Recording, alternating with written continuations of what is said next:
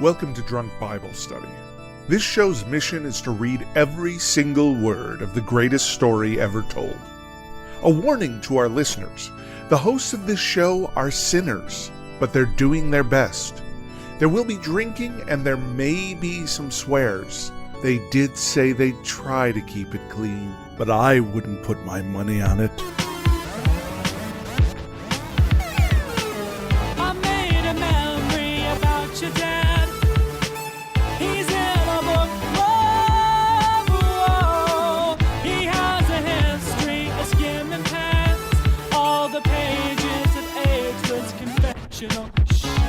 I'm Emily, and this is Drunk Bible Study, where my good friends Dedeker and Jace teach me, a born and raised atheist, all about the Bible. So Jace and Dedeker, how are you doing today? We're doing great. Yay! Dedeker and I are actually doing some cat sitting right now for a friend. So we have a super cuddly little kitty who's been hanging out with us. So adorable. I'll definitely put the cat and y'all on Instagram so that the world can enjoy the cat with us. Definitely the best rent-a-cat I've ever had. Oh. Yeah, she's super cuddly. That's lovely.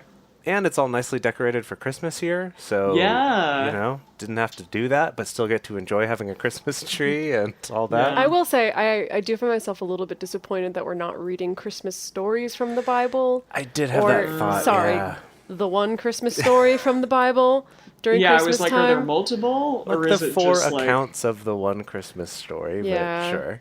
Maybe next year we'll have to do a quick little breakout, of like, just for this Christmas season, we're going to look at, one of the renditions of the Nativity. Yes, Emily.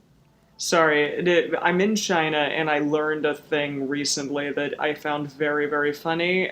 Apparently, Christmas was not a big thing here until about 10 years ago. And there's a thing called, the fake market here where you can go and buy Louis Vuitton and various things, but it's all fake. Yeah. And so Christmas things started to pop up around there, but I guess the Chinese, didn't really know what Christmas was about exactly. It was about Jesus, or is it about Santa? Are those two things connected? So you would start seeing things that were, Santa nailed to the cross. No, what? Surely not. Yeah, no, that can't be real. Ornaments.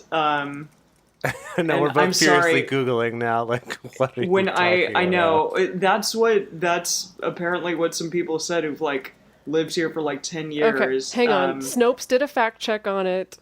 Okay, and what it was did they actually find out? In the original story. It was pinned on the Japanese. No, and I saw that one too, but they said, that was way before 10 years ago. Uh-huh. They said that it was 10 years ago when this started happening. I see. In China. Interesting. Yeah. And I mean, obviously, in Japan, they have Halloween trees as opposed to Christmas trees. That I have seen for real. Yeah, I have seen the Halloween trees. Mm-hmm. That's fascinating. I have not heard about that, but I mean, it makes sense in a it's way. It's a hilarious story either way. Maybe it's not true, but it's so funny. I was cracking up. I loved it. Well, God knows the ways that we Americans butcher everybody else's holidays. It doesn't. Exactly. It would make sense. The fact that Santa's involved at all is the butchering of other people's holidays into ours. Yeah, so it's for sure. Right? Jeez. Yes. Yeah. Gosh, so, what? There it is. Yeah, I was reading the Poisonwood Bible the other day, and there was a section where one of the girls, the youngest girl, was talking about getting confused about holidays basically, and being and that's Easter time when what is it? Easter is the time when we celebrate the fact that Jesus rose again and that bunnies had eggs. Or she's all confused about what the holiday's about. Mm-hmm. And it makes sense. Well, speaking of reading, what is it that we're reading today? Yeah, today good question. We're continuing our journey out of Egypt with Exodus 16, 17, and 18, the continuing saga of Moses and his people, the Israelites. And Emily, what happened last in that saga? That's why I'm making this face right now, because I'm desperately trying to remember.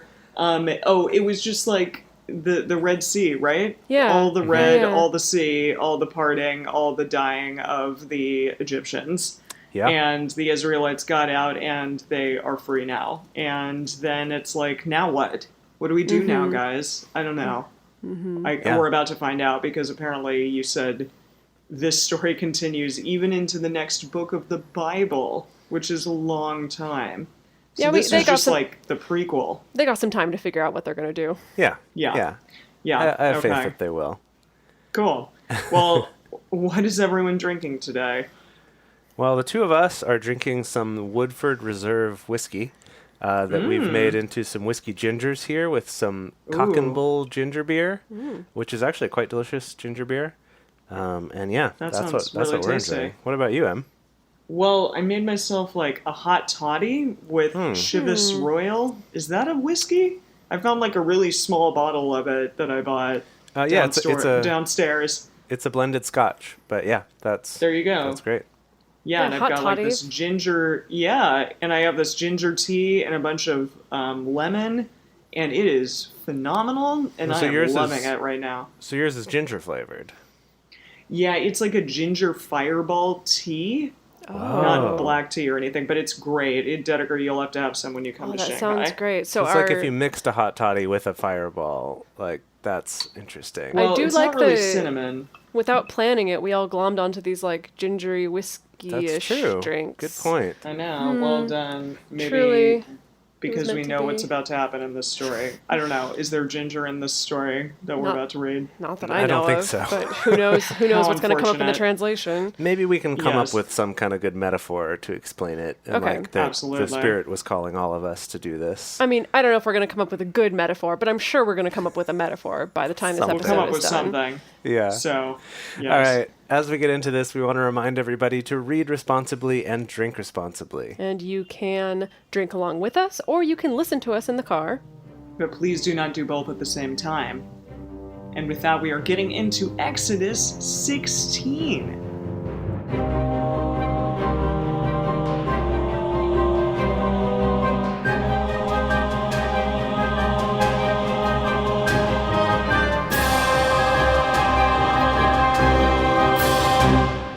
So, all right, Exodus 16, here we go. Oh man, they're out, guys. I don't know. Like, I don't know how I feel about this. They were there for so long and now they're out, so let's talk about it. Okay. They took their journey from Elim, and all the congregation of the children of Israel came to the wilderness of Sin, which is between Elim and Sinai. Wilderness on the of Sin is the name of my new BDSM club that I'm opening up next The year, Wilderness of 2019. Sin. I'll Yeah, I'm invite like- y'all to the soft open. Nice. Is this like definitely a sinful wilderness? Or wait, has sin already become established? Is this a thing? Well, yeah, Yeah. sin's been established. It doesn't Okay. quite. I mean, I feel like the meaning of I've sin definitely kind heard of of sin, but changes throughout. Oh, I know Mm-hmm. you've heard of sin. Yes. dang, sick burn. Okay. So here's the deal, though. I think that this is actually the wilderness of Sign. Yeah, probably. I don't think it's Oh. because it's a capital S. It's not like, it's not like the Lake of Dread or something like that. It's just the name of it. Sign. All right, Well, fine, we'll say Sign. Sign to help differentiate. Sure. Okay. Okay. Okay, we can say that. So the wilderness of Sin, there goes your franchise, Dedeker, sorry, which is between Elim and Sinai, like Mount Sinai. Okay. Yep. On the 15th day of the second month after their departing out of the land of Egypt. Cool, just in case we were wondering. The whole congregation of the children of Israel murmured against Moses and against Aaron in the wilderness. And the children of Israel said to them, "We wish that we had died by the hand of Yahweh in the land of Egypt when we sat by the flesh pots." Flesh Pot's going to be What's the name a- of my new BDSM club, opening up next year, I'm sorry, 2019. what I'll is invite a you to the flesh soft open. pot? I have no idea. All right. Gross. You're just look- going to have to come and see. Gosh. Yeah. Well. I assume, okay, You- really, jokes aside, I assume pots of meat? Surely that's what a flesh pot must be. Gosh, the definition in the dictionary is places providing luxurious or hedonistic living, which does fit for your BDSM club. Exactly. Thank I'm you. not sure that makes That sense is why here. I chose the title appropriately. Gosh, Wow. okay. I'm going to look up some other translations here Yeah. because I'm confused about this. All right, so I'm looking at some other translations, and I think Dedeker is basically right, that they're pots Whoa. with meat in them.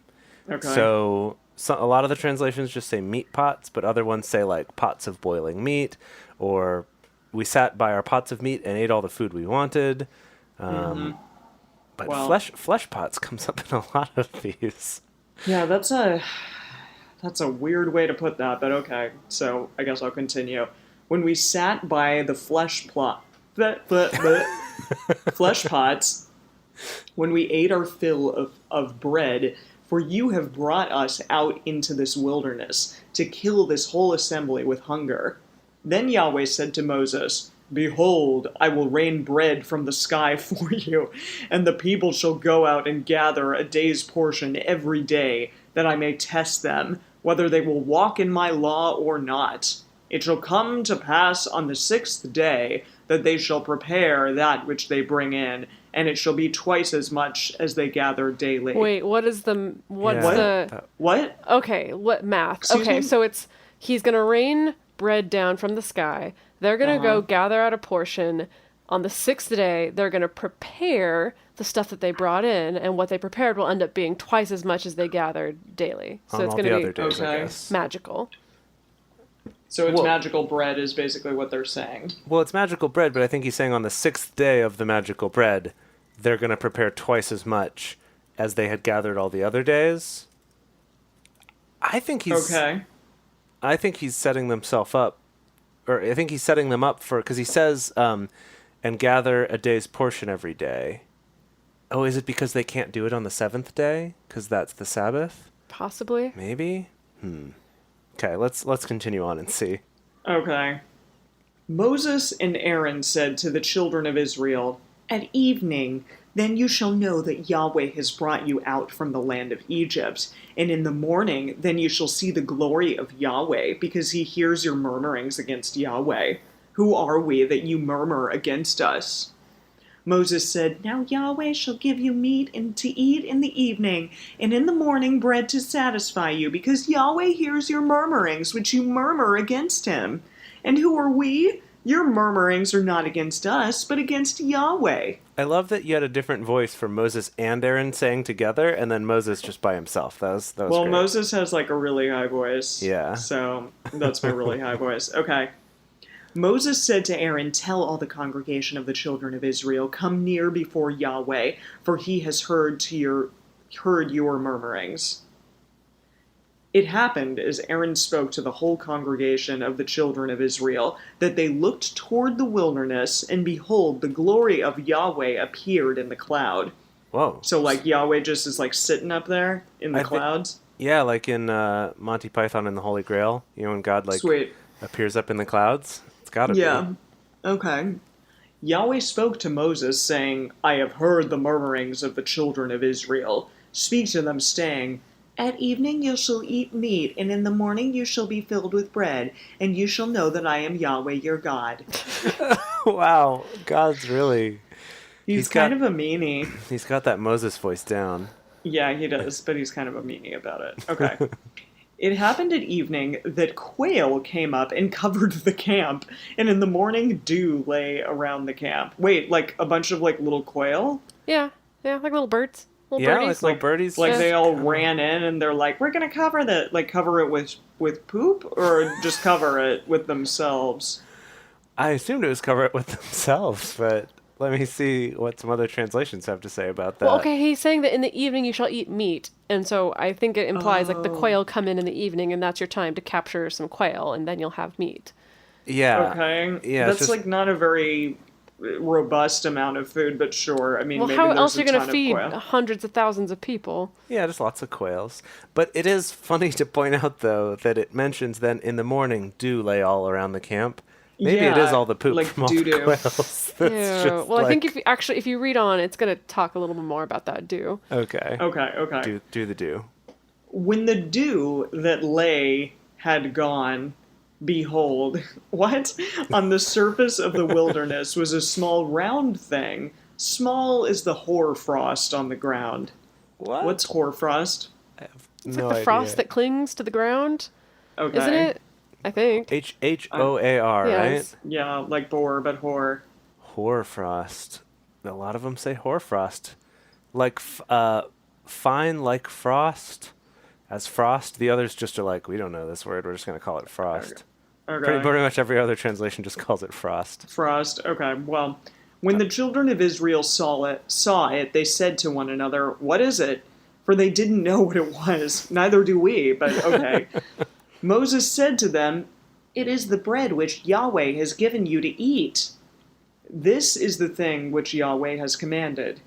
Gather it of everyone according to his eating, an omer a head. According to the number of your persons shall you take it, every man for those who are in his tent." What? Okay, so you get to gather up 1 omer per person. An omer. Okay. I don't know like how an that's omer pronounced. of wheat? A bundle of wheat? I don't know. Of this flaky bread dew. Ew. Okay. Oh, wait. I'll wait till I get to the end of the chapter to talk more about some theories about what this flaky bread dew may actually have been. Okay. All right, good. I'm glad somebody knows. Maybe it's a croissant. Yeah, that's nice to imagine. It's like That's a fresh, delicious- flaky croissants. Yeah. Yeah, like Earlier a flaky in bread this dew show, we croissant. talked about, what were they? Those canapes? Oh, canapes, yeah. He Some litters nice- the ground with some canapes. Some flaky canapes. There you go. Oh, Okay. man. The children of Israel did so and gathered some more, some less. When they measured it with an omer, he who gathered much had nothing over, and he who gathered little had no lack. They gathered every man according to his eating. Does that mean like how much his appetite is? Or Maybe like how much his family needs. how many calories they Yeah. need in order to sustain their weight? Like, what is this? Yeah, or is this more miraculous where it's like some were able to gather more than others, but when they came back and weighed it, everyone had the same amount? But then why would you Like- need to make a law, like telling people you better not gather more than you need or less than you need or whatever? I think it's just saying that know. it's like Okay. when people gathered the appropriate amount, that's what they had. They were the accurate. appropriate Okay, amount. got it. All right. Okay. All right. Okay. Moses said to them, "Let no one leave of it until morning." Notwithstanding, they didn't listen to Moses, but some of them left it until the morning. It bred worms and became foul, Oof, and gross. Moses was angry with them. Ick. They gathered it morning by morning, everyone according to his eating. When the sun grew hot, it melted. It happened Okay. on. It was also Yeah, I ice know. cream. We're all like, okay. It happened that on the 6th day they gathered twice as much bread, 2 omers for each one, and all the rulers of the congregation came and told Moses. He said to them, "This is which Yahweh has spoken." Wait, Moses said? Yeah. Is this Moses? Moses. Oh, okay. "This is that which Yahweh has spoken. Tomorrow is a solemn rest, a holy Sabbath to Yahweh. Break that which you Bake want. that. Bake that which you want to bake, and boil that which you want to boil, and all that remains, overlay up for yourselves to be kept until the morning." They laid it up until the morning, as Moses asked, and it didn't become foul, neither was there any worm in it. Moses said, huh? Yes. No, just that I don't know, God's doing some cool stuff now, right? Yeah, We got no worms worms. before. Wait, hang on. Is the cool stuff just not spoiling your food? Yeah. I guess so. Like, very cool. And I guess and if I didn't have thanks, a mini God. fridge traveling with me, that would be a pretty cool thing. Well, God added Yeah. preservatives to this batch. Okay. So that I they see. could, Got it. So that it would stay. Okay. Yeah. Okay. Moses said, "Eat that today, for today is Sabbath to Yahweh. Today you shall not find it in the field." Called it. I so called it. There it is. Do Sabbath. I win points? You have to drink because I said the right thing. Okay. I don't mean, know. that's not a bad thing. I'll drink. Yeah, we It's not gonna haven't be a really. very good drinking game for us. Yeah, we Yeah. haven't. We haven't 6 quite figured out days. a good drinking game for Exodus yet. No, not yet, but we'll figure it out. 6 days you shall gather it, but on the 7th day is the Sabbath. In it there shall be none. It happened on the 7th day that some of the people went out to gather, and they found none. You're like, hello. Yeah, I Hello. already said that. Come on. Yahweh said to Moses, "How long do you refuse to keep my commandments and my laws? Behold, because Yahweh has given you the Sabbath, therefore he gives you on the 6th day the bread of 2 days. Everyone stay in his place. Let no one go out of his place on the 7th day." So the people rested on the seventh day. The house of Israel called it the name of manna, like secret of manna. Maybe Yeah. this is manna. Oh yeah, yeah. We talked about this. Okay, Yeah. and it was like a coriander seed, white. Sorry, I was like, what? And it was like a coriander seed, white, and its taste was like wafers with honey. Moses said, "This is the thing which Yahweh has commanded. Let an omer full of it be kept throughout your generations, that they may see the bread with which I fed you in the wilderness, when I brought you forth from the land of Egypt." Moses said to Aaron, "Take a pot, put an omer full of manna in it, and lay it up before Yahweh to be kept throughout your generations." As Yahweh commanded Moses, so Aaron laid it up before the testimony to be kept. The children of Israel ate the manna 40 years until they came to an inhabited land. They ate the manna until they came to the borders of the land of Canaan. Now an omer is the 10th part of an FF. Can What? anyone explain that last sentence? I dare someone Now to an- confuse me more. I love that. Now they an omer stuck is the that in. 10th part of an FF. That's what it says, ladies and gentlemen. I'm not making this up. I'm just like, come back. I have too many questions. Don't end the chapter there. Wow. Okay. So, geez. Okay. So basically, the storyteller. So it's an oral tradition, right? Yeah. And they knew that every time at the end of this, some of the kids would be like, "What's an omer? Like, how much is an omer?" And so they threw in this At thing the very of, like, end. You sure this wasn't meant to be just a footnote? A footnote? Like, I think this was a the little scribe footnote that messed it got up in and put it there. into the Like- chapter when it was supposed to be a footnote? Yeah, maybe. Like if it's the 10th part of an FF, I don't know what an FF is at all. But if it is it like a Effa? 10th of it? Effa? I think don't know. okay. I think the deal is that by the time of the writing, the omer may not have been a unit of measurement that was used anymore, but an epha was. I see. So they're kind of giving you a general Sense sense. of how big this is. So, Okay. because some of the translations here are saying an omer was 2 quarts, Okay. or That's quite a bit. Okay. or some of them Yeah, even that's just like good. added on to the end, where they're like, it was 1/10 of an epha. It held about 2 quarts. Okay. So Okay. I got a question for both of you. Okay. What do you Yes? think the real world scientific explanation for manna is? I'm like, is this something that like I don't know. grew on the plants that was harvestable? Was Did it it? insect something? Like I have no idea. Okay, that's not a bad theory. Emily, what do you Yeah, think? is it like sap? Okay, yeah. So Is you're it both, honey? You're both kind of not wrong.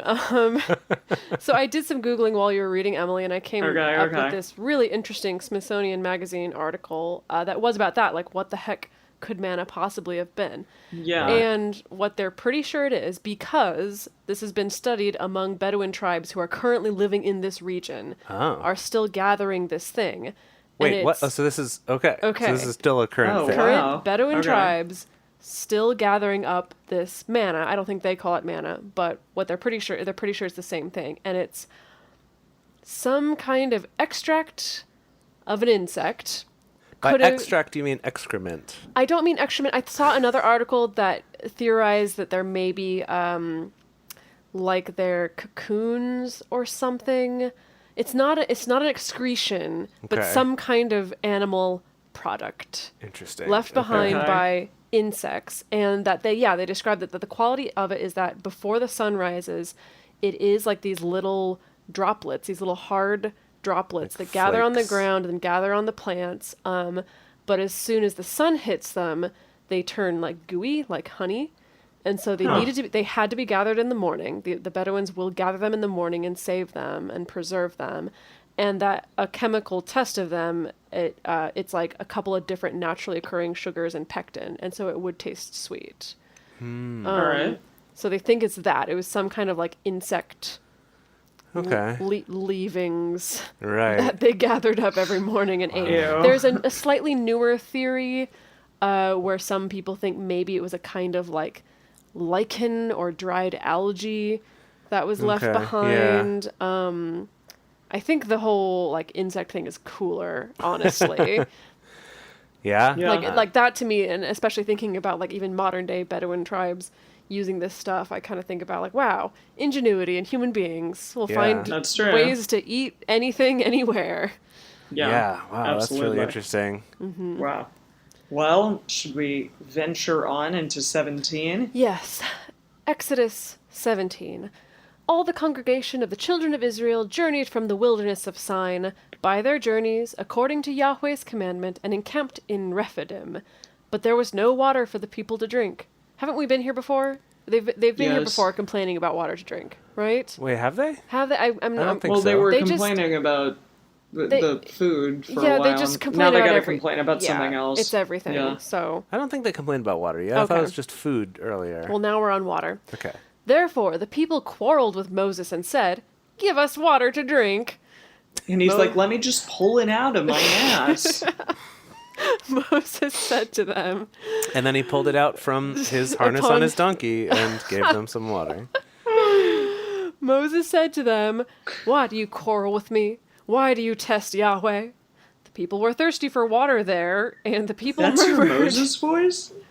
He's the Yeah, it's- How many? We've been over this before. He's the like fervent Southern Baptist preacher. But Okay. but But, not like, super quieter. strong, deep Yeah, voice. not strong. Yeah, okay.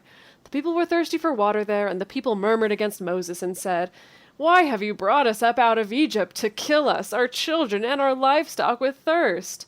Wow, these people are ungrateful. It's true. Seriously. Moses cried to Yahweh, saying, "What shall I do with these people? They are almost ready to stone me." Right? Yahweh said to Moses, "Walk on before the people, and take the elders of Israel with you, and take the rod in your hand with which you struck the Nile, and go." Yahweh's kind of turning into Olmec a little bit from Legends of the Hidden Temple. Gosh, wow, that was a deep cut there. I think I'm going to lean into that a little bit. Okay. Great. "Behold, I will stand before you there on the rock in Horeb. You shall strike the rock, and water will come out of it, that the people may drink, from the shrine of the silver monkey." Okay. Moses did so in the sight of the elders of Israel. So Moses did it. He struck the rock. Yep. They walked ahead, Okay. struck And the rock. water Good. came Water out. came out of it. Love it. Okay. He called the name of the place Massa and Meribah, because the children of Israel quarreled, and because they tested Yahweh, saying, "Is Yahweh among us or not?" So I'm assuming that means that Massa means Israel quarreled, and Meribah means, is Yahweh among us or not? Oh, I think Massa and Meribah means just like bitching and moaning. Oh, okay. Okay, that makes okay. sense. Okay. Then Amalek came and fought with Israel in Rephidim. Jeez, Wait, who's this guy? Yeah, Wait. wait, what? What? Amalek's And like Amalek. Are they talking about the Israel? No, they're what? What are they talking about? They're talking about the nation of Israel, not the current day nation of Israel, but the Israelites. Amalek, who is a dude we have not heard about until this point. Well, I'm pretty sure that Amalek Wait. is a tribe of people, not a singular person. Okay, that would make sense. Just like many Amalek came Yeah. and fought with many Israelites. Yes, exactly. Cool. Okay. Okay. Right. Okay. Right, Mo- because it said Israel in the singular as well, Yes. right? I Yes, know. it did. So yeah, so it's the peoples versus the peoples. Okay. Okay, got it. All The right, the People's People's versus Court. O.J. Simpson. Okay. Moses said to Joshua, who we also have not met before, but this is a first name drop of Joshua, right? Yeah. Correct? What's up? Okay. What's up, Joshua? All right, Joshua. Oh. It's my Hey. brother's name. Choose men. Yeah, it's my boyfriend's name. Awkward. Cool. Well, he's going to be in this You're gonna story learn about him. for a long time. So okay. many Joshuas. Okay. Moses said to Joshua, "Choose men for us, and go out, fight with Amalek. Tomorrow I will stand on the top of the hill with God's rod in my hand." I bet you will. So Joshua did as Moses had told him and fought with Amalek. So I guess Joshua is like the strong man, front man, leader of He's the like army. the commander, maybe? Maybe, Something yeah. like that. Huh. Okay. And Moses, Aaron, and Hur, Like Ben-Hur? Yeah, Maybe. that's kind of what I was thinking. Moses, Aaron, and Ben-Hur went up to the top of the hill. It happened when Moses held up his hand that Israel prevailed, and when he let down his hand, Amalek prevailed. Just keep your hand up, Moses. So just, keep it up, bro. But Moses' hands were heavy, and Oh, man. they took a stone and put it under him, and he sat on it. Aaron and Here, Hur, sit down. Aaron and Ben-Hur held up his hands, the one on the one side, and the other on the other side. His hands were steady until sunset. That is so Oh, funny. man. How long did it take them Wow. until they realized there was a connection? Wow. They're like, How- as soon as he lets his hand down, the battle really starts turning not in They're our like, favor. leave him up, hold him. And Moses is Jeez. like, I can't. I'm like 80 years old. I don't have any bicep strength. I know, right? So picture this. Moses is up there, like, holding up his hands, and everything's going good. And I imagine at a certain point, he starts shaking, being like, can't Joshua wrap this up already? And his Yeah. arms start to go down, and then they see it starting to change. And then that's when they get this brilliant idea of, like, I've got it. Hold on. We'll grab You your sit hands. here. We'll hold your hands up. Yeah. Gosh. Yeah. Okay. So smart. I feel like So- this is very much like following the letter of the law, It's This true. is so random. right? true. It's like This whole section is random. like but what of the if Bible then isn't? the if then statement that God has created here is if Moses' hands are elevated above his shoulders, maybe Yeah. then tribes of Israel get the advantage in this Yes. battle. Yes. Totally. That's totally. it. It's not about him holding them up. It's not about him standing and raising them. It's not about him being triumphant. It's literally it's the position of the physical flesh and bones of his hands all that matters. being at, let's say, Yeah. 45-degree angle maybe. Then we're okay. Yeah. Yeah. Okay. Wow. Wow. So his hands were steady until sunset. Joshua defeated Amalek and his people with the edge of the sword. Oh, Yahweh wait. So is Amalek a person and the Amalekians are the people? I think it's the Amalekites, probably. I like Amalekians personally. Yeah, that's pretty good. I do Alright. too. Thank you. Yahweh said to Moses, "Write this for a memorial in a book." Any book, really. Any book will Anyone do. will Just a book. Not this Any one. book just will book. do. And rehearse it Joseph? in the Okay. ears of Joshua, that I will utterly blot out the memory of Amalek from under the sky. Oh, some harsh words. Yeah, dang. Moses built an altar and called the name of it Yahweh our banner. He said, Yah has sworn. Wow, so we're like on a nickname basis now. What's up, Yah? Hey, Yah. Hey, Yah. Okay. Oh, yeah. Yah has sworn. Yahweh will have war with Amalek from generation to generation. Wow, okay, so Wow. it's like, we ain't gonna forget this. We're Yeah. gonna continually go back to war with the Amalekians as long as we Jeez. can remember how to pronounce their name. This So is sad though because it's like Israel-Palestine relations. Like it kind of reminds me of that a little bit. Yeah? Maybe this is like original for that. Yikes. Well, And yeah. why kinda- do we need to keep having these generational wars? Like really? Well, that's definitely a theme we've seen so far. Is there's a lot of things where it's just like, for many generations, you and the Canaanites, or now you and the Amalekians. Yeah. You know, whoever Or the it is. Hittites, Yes. or the Amorites, or whoever Right. it is that's not Yeah. us. Or the Egyptians, or like whatever. Like someone's Yeah, always yeah, gonna yeah. be doing us wrong, doing us dirty. All right, So let's keep this take it party away. going. Yes, keep this party going here with Exodus 18. All right, now Jethro, who we remember Who? from before. Jethro Tull. Yep, Jethro Tull. Also, Jethro, the father of, well, we're going to get to it. Now, Jethro, the priest of Midian, Moses' father-in-law, heard of all that God had done for Moses and for Israel, his people. How that Yahweh had brought Israel out of Egypt. Jethro, Moses' father-in-law, received Zipporah, Moses' wife, after he had sent her away, and her 2 sons. The name of one son was Gershom, for Moses said, I have been a sojourner in a foreign land, or a stranger in a strange land, if you will. Oh, yeah. The name of the other was Eliezer, for he said, my father's God was my help and delivered me from Pharaoh's sword. Sword. Nice. Okay. Jethro, Moses' father-in-law. I love every time. That's like We his really name. cannot forget.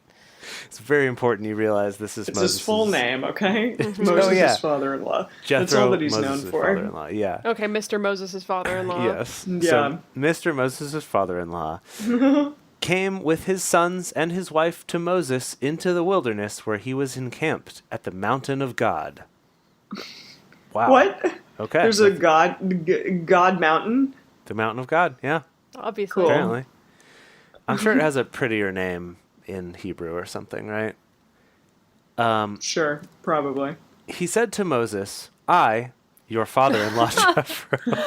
Oh my lord, in Do you heaven, think? we Hang on. get Do you it. think? Okay, hold on. Pause. Do you think Jethro wrote this chapter? Like Jethro is like, I'm not getting enough credit in this story, and no one You're remembers right. that. Hey, I am Moses' father-in-law. Excuse Yeah, me. like, I'm important. wow. Yeah. I'm important here, yeah. Yeah. Okay. He said to Moses, I, your father-in-law Jethro, have come to you with your wife and her 2 sons with her. Moses went out to meet his father-in-law and bowed and kissed him. They asked each other of their welfare, and they came into the tent. Wait, whose tent? Moses' tent? Yes. He came to meet Moses. Somebody's tent, but he Moses' probably tent. brought tents with him. He's a nomad. Oh, maybe. Oh, I guess so. alright. Yeah, okay. And they came into the tent. Moses told his father-in-law... Just can't reiterate this enough. No, no. Moses told his father-in-law all that Yahweh had done to Pharaoh and to the Egyptians for Israel's sake, all the hardships that had come on them on the way, and how Yahweh delivered them. Jethro rejoiced for all the goodness which Yahweh Wow. had done to Israel, in that he had delivered them out of the hand of the Egyptians. Jethro said, Blessed be Yahweh, who has delivered you out of the hands of the Egyptians Wow, and out of the okay. hand of Pharaoh. He's older, because he's his father-in-law. Yeah. Okay. You all know. right. Yeah, okay, alright, that's true. Even older than Moses. Yes, yes. Who has delivered the people from under the hand of the Egyptians. Now I know that Yahweh is greater than all gods because of the thing in which they dealt arrogantly against them. I lost the thread of my thought there.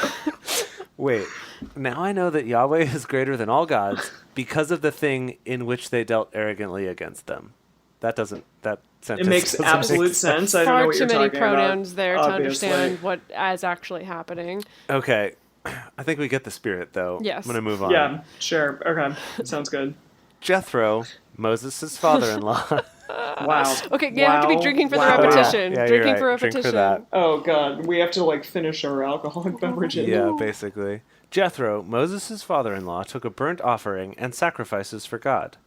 Aaron came with all of the elders of Israel to eat bread with Moses' father-in-law before God. Do we drink again? Because it said Moses' father-in-law? I think we do. Okay. Alright. It happened on the next day that Moses sat to judge the people. He's It's just like, all of you, line up, please. Line up, please. Yes, yes. I'm you about too. to judge yes, you. Yes, okay. Get All right. ready. Oh, It's really? gonna Really? happen. That captain? That Yeah. captain with those shoes? Wow. Okay. He's like, definitely a little bossy, this one over here.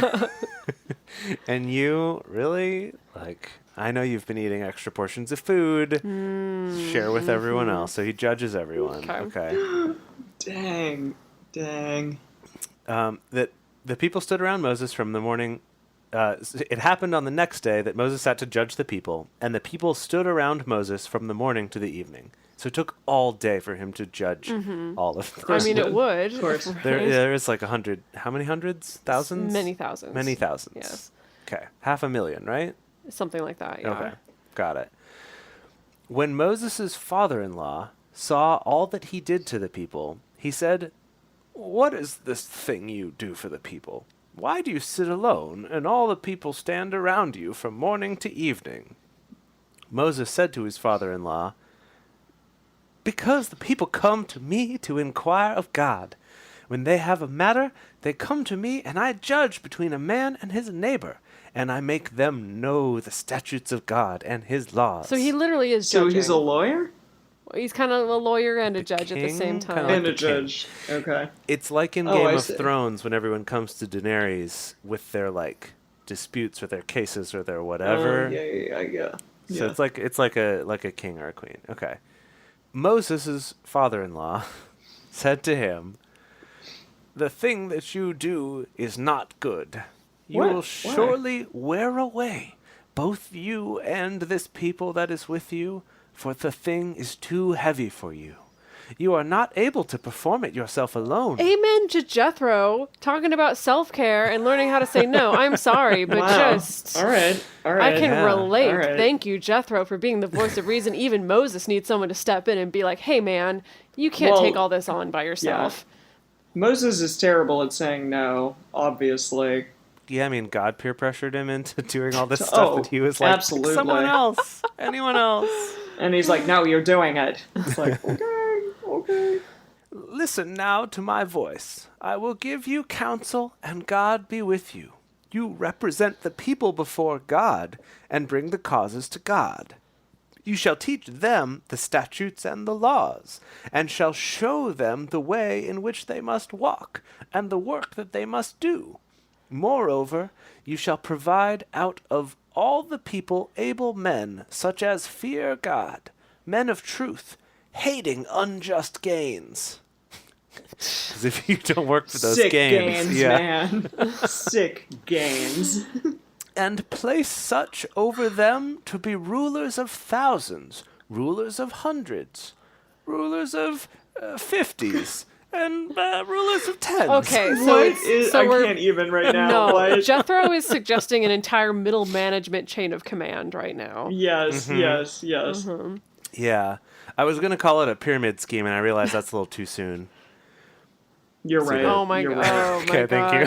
Okay. Took you a I'm just second gonna to drink get just for my own health in that one. Keep going. Let them judge the people at all times.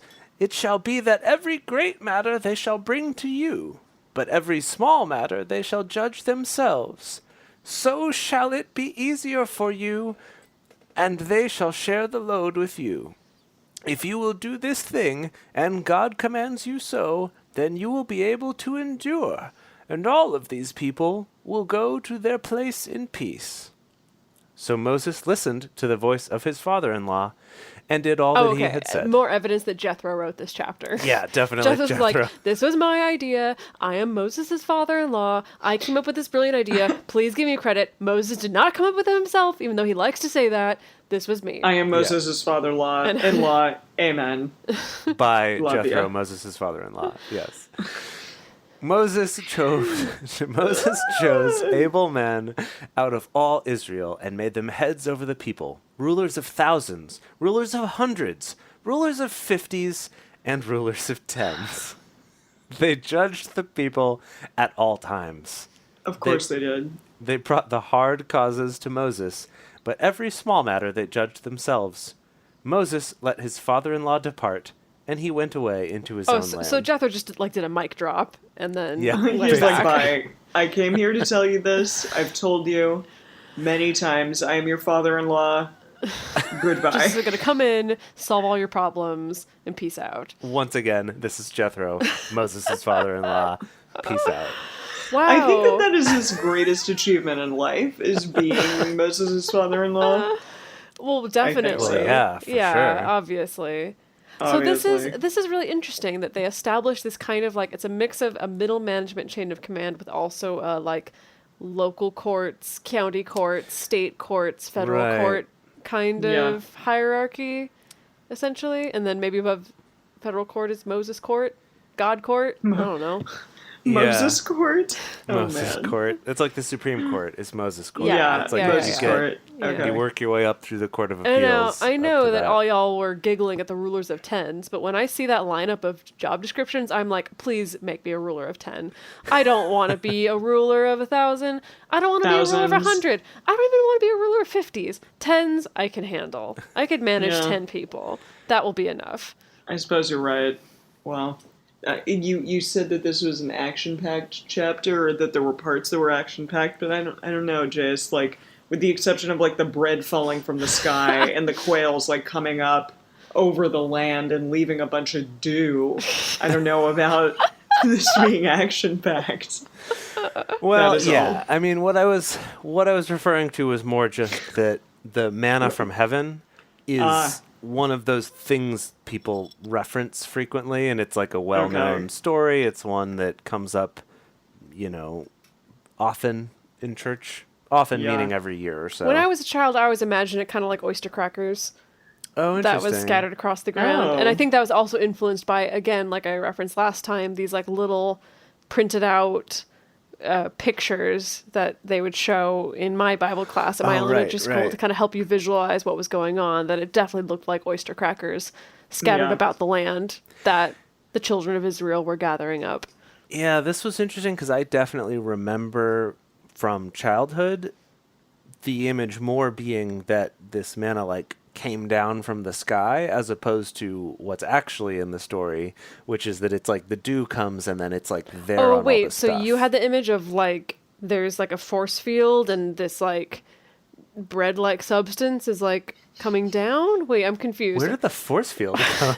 Maybe I No, but made it's that like one up. rain. God said it would Oh, rain. like it's sprinkling down. It's like falling from the rain. sky. I These little see. I imagine them as like little buns, kind of. Okay, that's cute.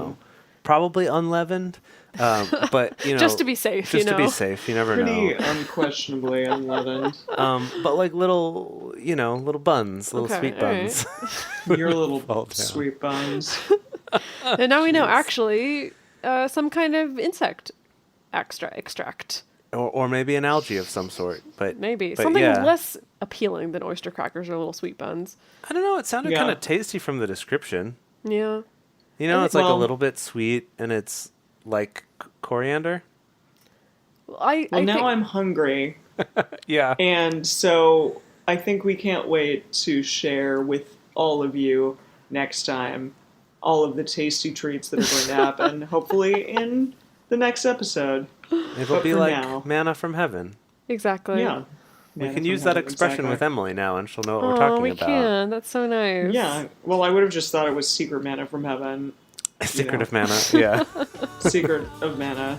Yeah. Actually, something I'm curious about is if there is a relation between mana that's used as like magical energy in video games and this mana with two ends from the Bible, if those are connected in any way or if that's just coincidence. If Well, we they can do just some happen. Googling. We'll find out. Maybe talk about it in a bonus episode. Who knows?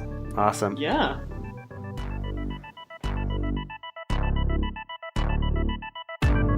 Thank you for joining us for Bible study today.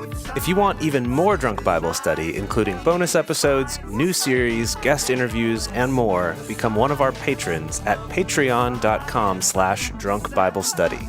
If you enjoy the show, take a moment to subscribe and then write us a nice review on iTunes or Stitcher, letting other people know what you like about it. Find us on Twitter at Drunk Bible Cast, on Instagram at Drunk Bible Study, or send us an email to info@drunkbiblestudy.com. Drunk Bible Study is created and produced by Emily Matlack, Dedeker Winston, and me, Jace Lindgren. Our theme song is Book Club by Josh and Anand from their album Home of the. The theme song for the Book of Exodus is Our Story Begins by Kevin MacLeod. For more information, visit us at drunkbiblestudy.com.